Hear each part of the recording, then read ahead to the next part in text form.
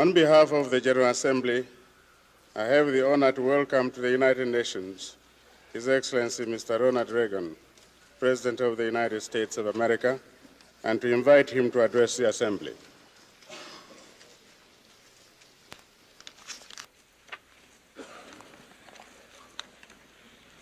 Mr. President, Mr. Secretary General, distinguished heads of state, ministers, representatives, and guests, first of all, I wish to congratulate President Lusaka on his election as President of the General Assembly.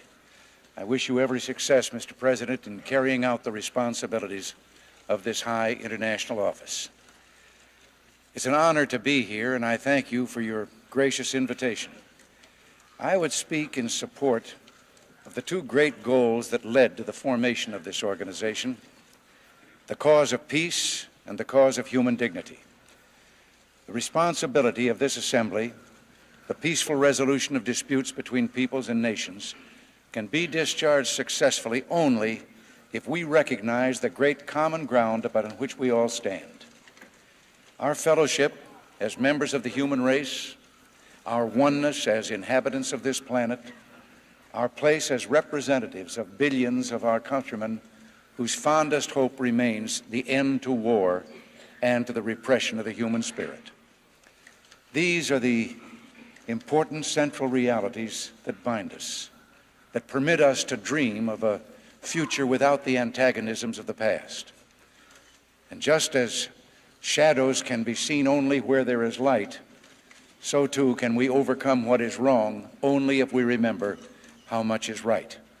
And we will resolve what divides us only if we remember how much more unites us. This chamber has heard enough about the problems and dangers ahead. Today, let us dare to speak of a future that is bright and hopeful and can be ours only if we seek it. I believe that future is far nearer than most of us would dare to hope.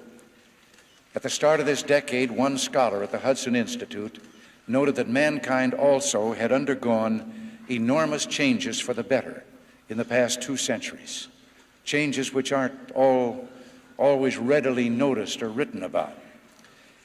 Up until 200 years ago, there were relatively few people in the world, he wrote. All human societies were poor. Disease and early death dominated most people's lives. People were ignorant and largely at the mercy of the forces of nature. Now, he said, we are somewhere near the middle of a process of economic development. At the end of that process, almost no one will live in a country as poor as the richest country of the past.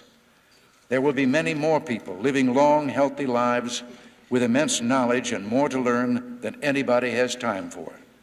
They will be able to cope with the forces of nature and almost indifferent to distance. Well, we do live today, as the scholar suggested, in the middle of one of the most important and dramatic periods in human history, one in which all of us can serve as catalysts for an era of world peace and unimagined human freedom and dignity.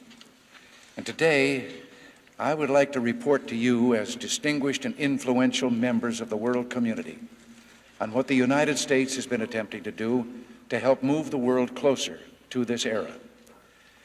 On many fronts, enormous progress has been made, and I think our efforts are complemented by the trend of history. If we look closely enough, I believe we can see all the world moving toward a deeper appreciation of the value of human freedom in both its political and economic manifestations. This is partially motivated by a worldwide desire for economic growth and higher standards of living. And there's an increasing realization that economic freedom is a prelude to economic progress and growth and is intricately and inseparably linked to political freedom. Everywhere, people and governments are beginning to recognize that the secret of a progressive new world is to take advantage of the creativity of the human spirit, to encourage innovation and individual enterprise, to reward hard work, and to reduce barriers to the free flow of trade and information. Our opposition to economic restrictions and trade barriers is consistent with our view of economic freedom and human progress. We believe such barriers pose a particularly dangerous threat to the developing nations and their chance to share in world prosperity through expanded export markets. Tomorrow, at the International Monetary Fund, I will address this question more fully, including America's desire for more open trading markets throughout the world. This desire to cut down trade barriers and our open advocacy of freedom as the engine of human progress are two of the most important ways the United States and the American people hope to assist in bringing about a world where prosperity is commonplace, conflict an aberration, and human dignity and freedom a way of life.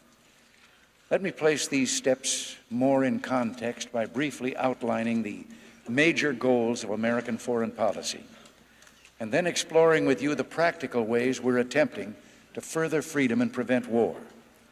By that I mean, first, how we have moved to strengthen ties with old allies and new friends. Second, what we're doing to help avoid the regional conflicts that could contain the seeds of world conflagration. And third, the status of our efforts with the Soviet Union to reduce the level of arms. Let me begin with a word about the objectives of American foreign policy, which have been consistent since the post-war era and which fueled the formation of the United Nations and were incorporated into the UN Charter itself. The UN Charter states two overriding goals: to save succeeding generations from the scourge of war, which twice in our lifetime has brought untold sorrow to mankind, and to reaffirm faith in fundamental human rights, in the dignity and worth of the human person, in the equal rights of men and women and of nations, large and small. The founders of the United Nations understood full well the relationship between these two goals. And I want you to know that the government of the United States will continue to view this concern for human rights as the moral center of our foreign policy. We can never look at anyone's freedom as a bargaining chip in world politics. Our hope is for a time when all the people of the world can enjoy the blessings of personal liberty. But I would like also to emphasize that our concern for protecting human rights is part of our concern for protecting the peace. The answer is for all nations to fulfill the obligations they freely assumed under the Universal Declaration of Human Rights. It states, "The will of the people shall be the basis of the authority of government. This will shall be expressed in periodic and genuine elections." The Declaration also includes these rights: to form and to join trade unions, to own property alone as well as in association with others, to leave any country, including his own, and to return to his country, and to enjoy freedom of opinion and expression. Perhaps the most graphic example of the relationship between human rights and peace is the right of peace groups to exist and to promote their views. In fact, the treatment of peace groups may be a litmus test of government's true desire for peace.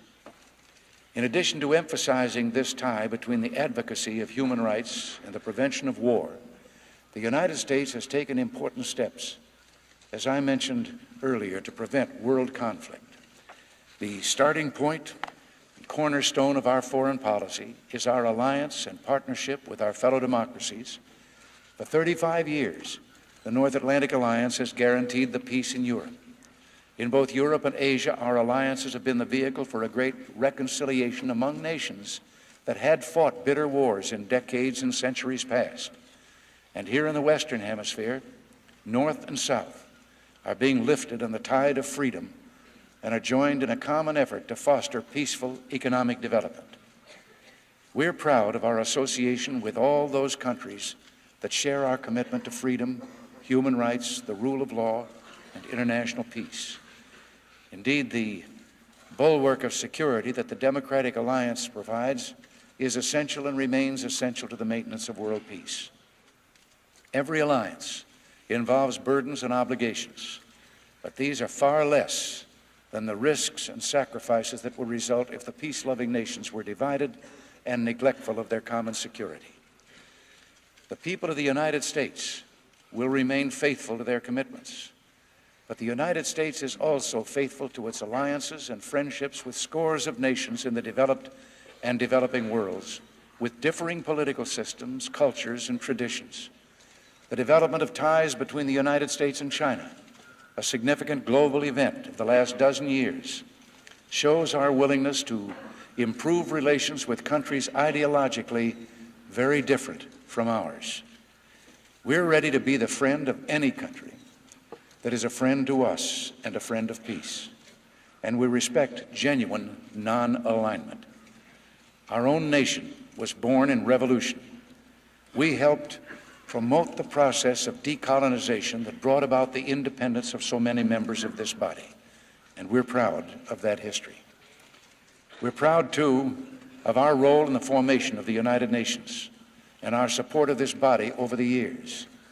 And let me again emphasize our unwavering commitment to a central principle of the United Nations system, the principle of universality. Both here and in the United Nations technical agencies around the world, if universality is ignored, if nations are expelled illegally, then the UN itself cannot be expected to succeed. The United States welcomes diversity and peaceful competition. We do not fear the trends of history. We are not ideologically rigid. We do have principles, and we will stand by them. But we will also seek the friendship and goodwill of all, both old friends and new. We've always sought to lend a hand to help others, from our relief efforts in Europe after World War I to the Marshall Plan and massive foreign assistance programs after World War II. Since 1946, the United States has provided over $115 billion in economic aid to developing countries, and today provides about 1/3 of the nearly $90 billion in financial resources, public and private, that flows to the developing world. And the U.S. imports about 1/3 of the manufactured exports of the developing world.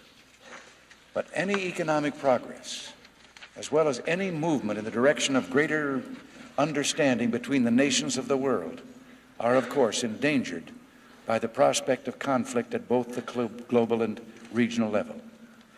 In a few minutes, I will turn to the menace of conflict on a worldwide scale and discuss the status of negotiations between the United States and the Soviet Union. But permit me first to address the critical problem of regional conflicts, for history displays tragic evidence that it is these conflicts which can set off the sparks, leading to worldwide conflagration. In a glass display case across the hall from the Oval Office at the White House, there is a gold medal, the Nobel Peace Prize won by Theodore Roosevelt for his contribution in mediating the Russo-Japanese War in 1905. It was the first such prize won by an American, and it's part of a tradition of which the American people are very proud, a tradition that is being continued today in many regions of the globe. We're engaged, for example, in diplomacy to resolve conflicts in Southern Africa, working with the frontline states and our partners in the contact group. Mozambique and South Africa have reached an historic accord on non-aggression and cooperation. South Africa and Angola have agreed on a disengagement of forces from Angola, and the groundwork has been laid for the independence of Namibia, with virtually all aspects of Security Council Resolution 435 agreed upon. Let me add that the United States considers it a moral imperative that South Africa's racial policies evolve peacefully but decisively toward a system compatible with basic norms of justice, liberty, and human dignity. I'm pleased that American companies in South Africa, by providing equal employment opportunities, are contributing to the economic advancement of the black population. But clearly, much more must be done.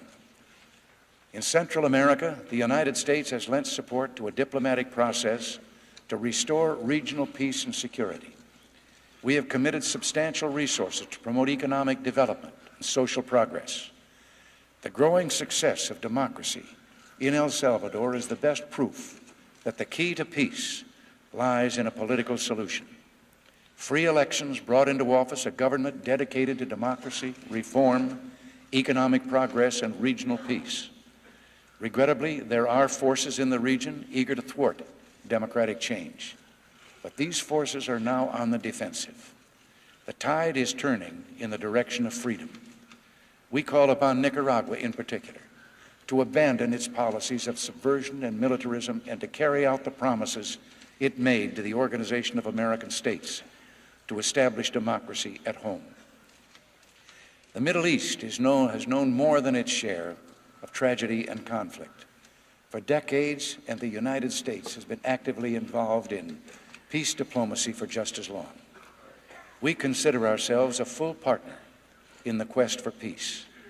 The record of the 11 years since the October War shows that much can be achieved through negotiations. It also shows that the road is long and hard.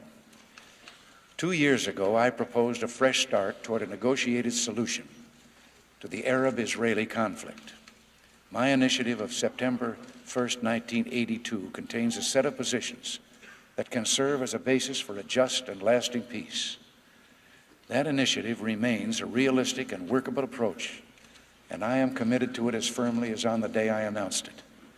And the foundation stone of this effort remains Security Council Resolution 242, which in turn was incorporated in all its parts in the Camp David Accords.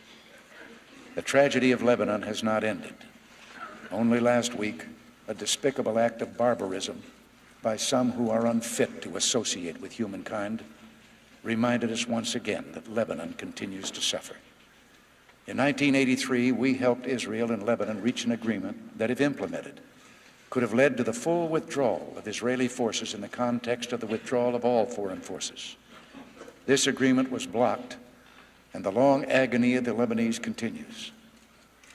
Thousands of people are still kept from their homes by continued violence and are refugees in their own country. The once flourishing economy of Lebanon is near collapse. All of Lebanon's friends should work together to help end this nightmare. In the Gulf, the United States has supported a series of Security Council resolutions that call for an end to the war between Iran and Iraq that has meant so much death and destruction and put the world's economic well-being at risk. Our hope is that hostilities will soon end, leaving each side with its political and territorial integrity intact, so that both may devote their energies to addressing the needs of their people and a return to relationships with other states. The lesson of experience is that negotiations work. The peace treaty between Israel and Egypt brought about the peaceful return of the Sinai, clearly showing that the negotiating process brings results when the parties commit themselves to it. The time is bound to come when the same wisdom and courage will be applied with success to reach peace between Israel and all of its Arab neighbors in a manner that assures security for all in the region, the recognition of Israel, and a solution to the Palestinian problem. In every part of the world, the United States is similarly engaged in peace diplomacy as an active player or a strong supporter. In Southeast Asia, we have backed the efforts of ASEAN to mobilize international support for a peaceful resolution of the Cambodian problem, which must include the withdrawal of Vietnamese forces and the election of a representative government. ASEAN's success in promoting economic and political development has made a major contribution to the peace and stability of the region.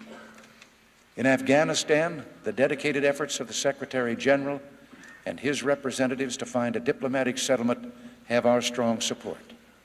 I assure you that the United States will continue to do everything possible to find a negotiated outcome which provides the Afghan people with the right to determine their own destiny, allows the Afghan refugees to return to their own country in dignity, and protects the legitimate security interests of all neighboring countries.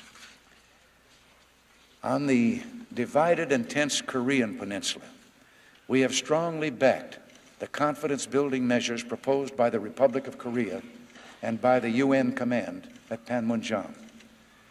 These are an important first step toward peaceful reunification in the long term.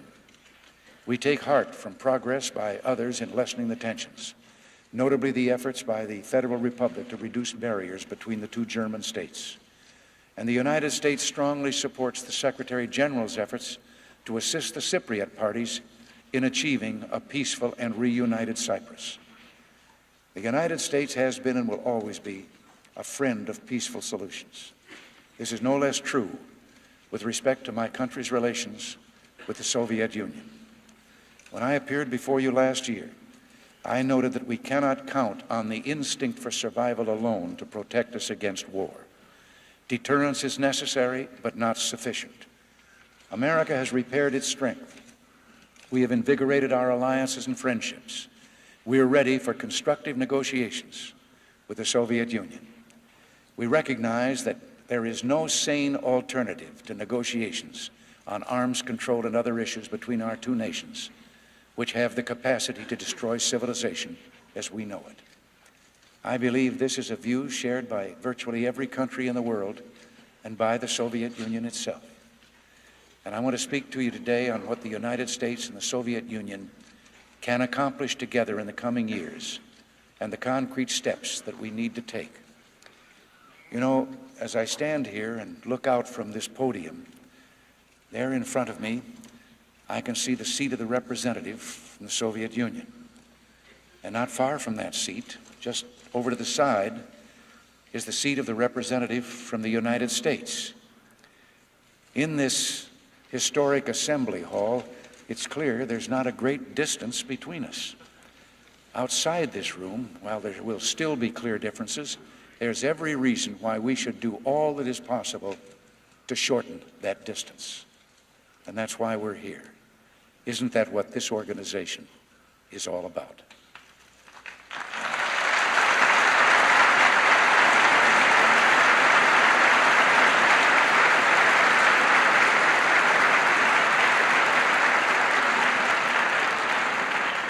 Last January 16th, I set out 3 objectives for U.S.-Soviet relations that can provide an agenda for our work over the months ahead.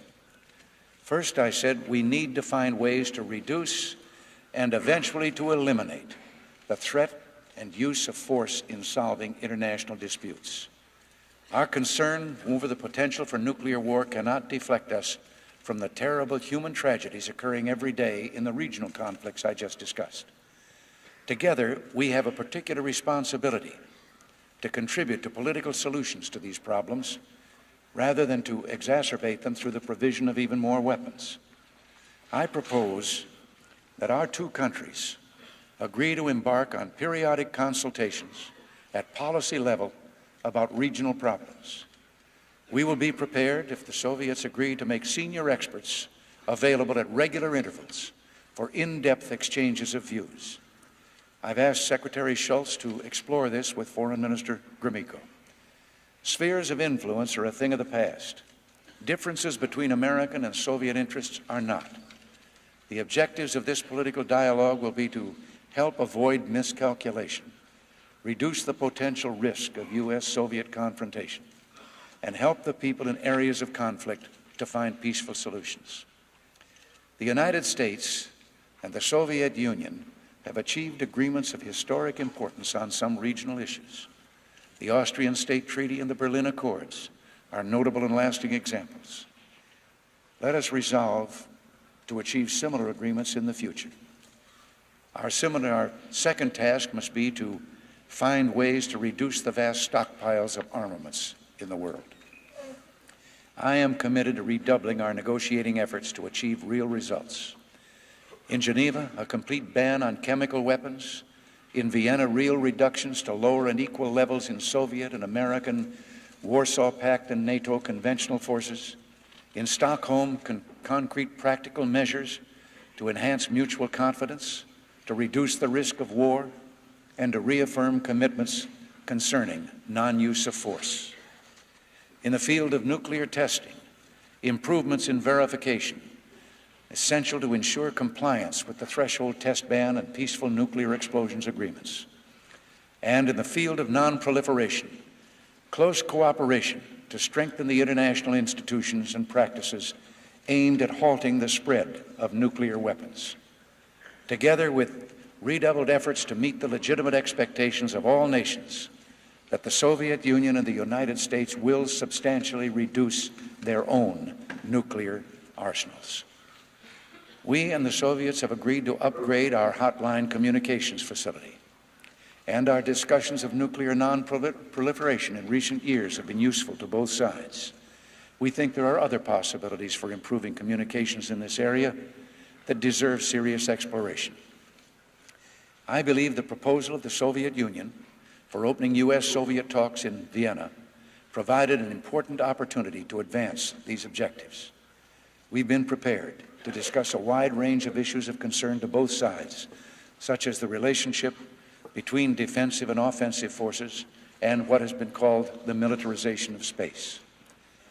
During the talks, we would consider what measures of restraint both sides might take while negotiations proceed. However, any agreement must logically depend upon our ability to get the competition in offensive arms under control and to achieve genuine stability at substantially lower levels of nuclear arms. Our approach in all these areas will be designed to take into account concerns the Soviet Union has voiced.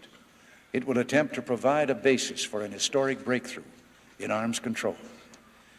I'm disappointed that we were not able to open our meeting in Vienna earlier this month on the date originally proposed by the Soviet Union. I hope we can begin these talks by the end of the year or shortly thereafter. The third task I set in January was to establish a better working relationship between the Soviet Union and the United States, one marked by greater cooperation and understanding. We've made some modest progress. We have reached agreements to improve our hotline, extend our 10-year economic agreement, enhance consular cooperation, and explore coordination of search and rescue efforts at sea. We've also offered to increase significantly the amount of U.S. grain for purchase by the Soviet and to provide the Soviets a direct fishing allocation off U.S. coasts. But there's much more we could do together. I feel particularly strongly about breaking down the barriers between the peoples of the United States and the Soviet Union and between our political, military, and other leaders. Now, all of these steps that I've mentioned, and especially the arms control negotiations, are extremely important to a step-by-step process toward peace. But let me also say that we need to extend the arms control process to build a bigger umbrella under which it can operate. A roadmap, if you will, showing where during the next 20 years or so these individual efforts can lead. This can greatly assist step-by-step negotiations and enable us to avoid having all our hopes of expectations ride on any single set of series of negotiations. If progress is temporarily halted at one set of talks, this newly established framework for arms control could help us take up the slack at other negotiations. Today, to the great end of lifting the dread of nuclear war from the peoples of the earth, I invite the leaders of the world to join in a new beginning. We need a fresh approach to reducing international tensions. History demonstrates that beyond controversy that just as the arms competition has its root in political suspicions and anxieties, so it can be channeled in more stabilizing directions and eventually be eliminated if those political suspicions and anxieties are addressed as well. Toward this end, I will suggest to the Soviet Union that we institutionalize regular ministerial or cabinet-level meetings between our two countries on the whole agenda of issues before us, including the problem of needless obstacles to understanding. To take but one idea for discussion, in such talks we could consider the exchange of outlines of 5-year military plans for weapons development and our schedules of intended procurement. We would also welcome the exchange of observers at military exercises and locations. And I propose that we find a way for Soviet experts to come to the United States nuclear test site and for ours to go to theirs to measure directly the yields of tests of nuclear weapons. We should work toward having such arrangements in place by next spring. I hope that the Soviet Union will cooperate in this undertaking and reciprocate in a manner that will enable the two countries to establish the basis for verification for effective limits on underground nuclear testing. I believe such talks could work rapidly toward developing a new climate of policy understanding, one that is essential if crises are to be avoided and real arms control is to be negotiated. Of course, summit meetings have a useful role to play, but they need to be carefully prepared. And the benefit here is that meetings at the ministerial level would provide the kind of progress that is the best preparation for higher level talks between ourselves and the Soviet leaders.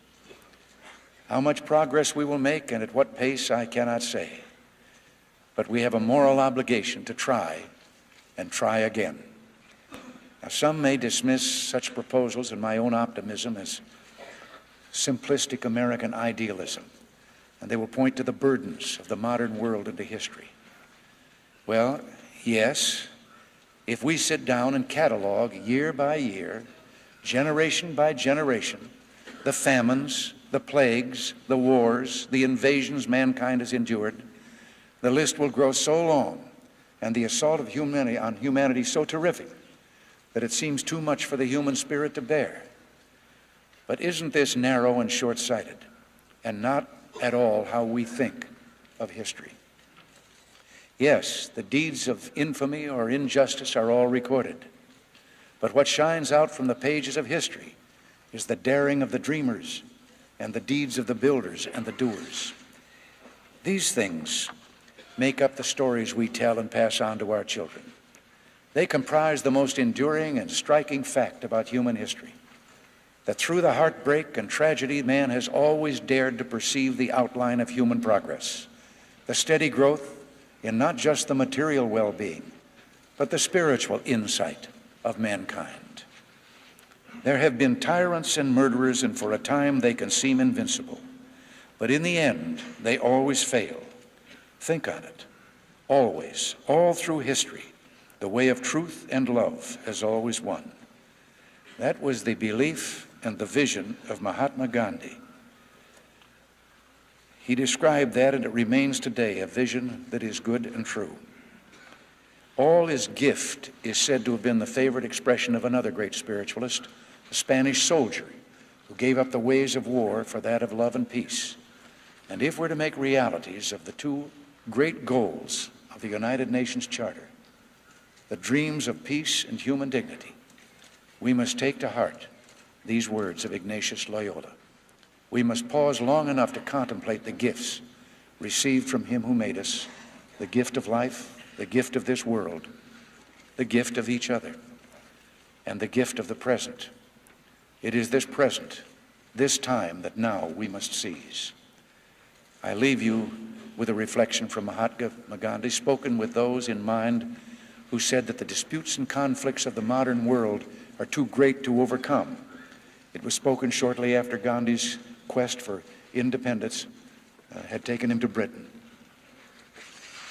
I am not conscious of a single experience throughout my 3-month stay in England and Europe, he said, that made me feel that after all, East is East and West is West.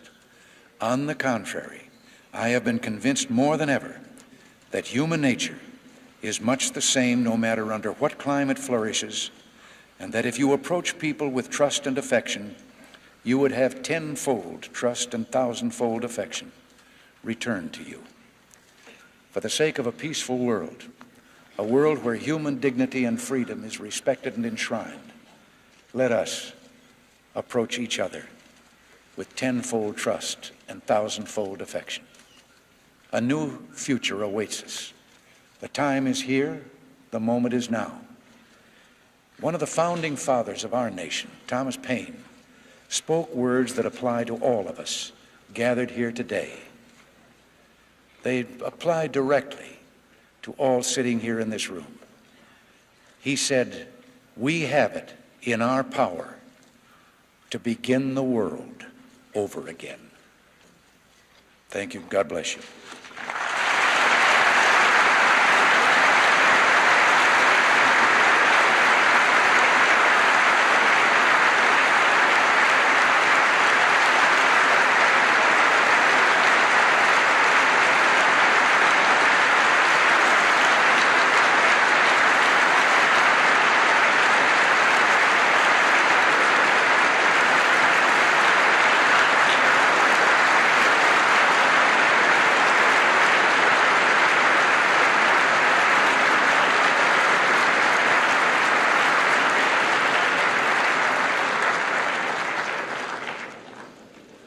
On behalf of the General Assembly, I wish to thank the President of the United States of America for the important statement he has just made. May I request representatives to remain seated while the Secretary General and I escort His Excellency.